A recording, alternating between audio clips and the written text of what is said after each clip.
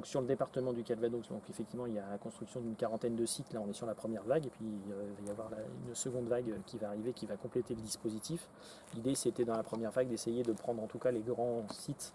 Classiquement en fait on commence déjà par essayer de prendre les points les plus hauts, de couvrir le plus grand possible, de façon le plus large possible, et puis après on vient compléter avec d'autres émetteurs, soit sur des châteaux d'eau plus petits, soit sur des églises plus petites ou des poteaux plus petits, pour arriver à compléter la couverture et faire en sorte que du coup on atteigne notre objectif d'aller couvrir le maximum de population.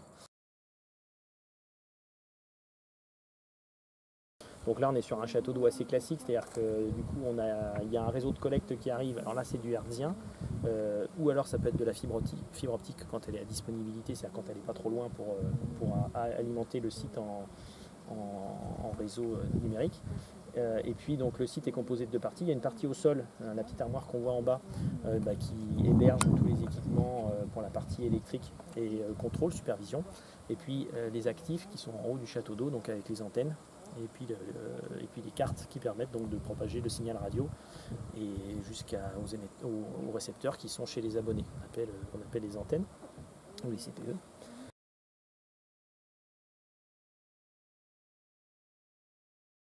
Alors, sur ce type d'infrastructure, donc c'est des émetteurs, on est sur un périmètre qui va à peu près jusqu'à 6 km à la ronde. Hein.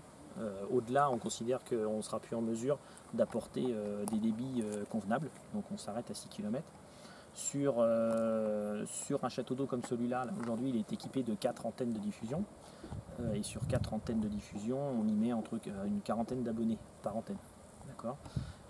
Bien évidemment, on peut rajouter, quand il y en a besoin, des antennes supplémentaires pour augmenter la capacité au fur et à mesure du temps. C'est aussi l'intérêt de la radio, c'est que ça permet aussi de s'ajuster en fonction des besoins qui sont réellement constatés sur le terrain et pas forcément celles qui avaient été imaginées il y a 3-4 ans.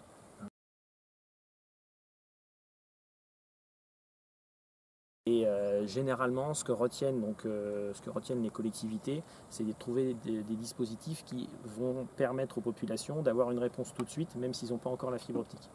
Donc typiquement, on est sur des solutions type radio, là on est vraiment dans le cœur du système, pour pouvoir amener du haut débit ou du très haut débit, ça dépend où on met le curseur, mais aux populations en attendant qu'ils aient la fibre optique dans 10, 15 ou 20 ans. Voilà, c'est la stratégie. Et donc paradoxalement, en fait, on n'a jamais parlé autant de radio que depuis que toutes les collectivités ou que la France en règle générale veut aller vers la fibre optique.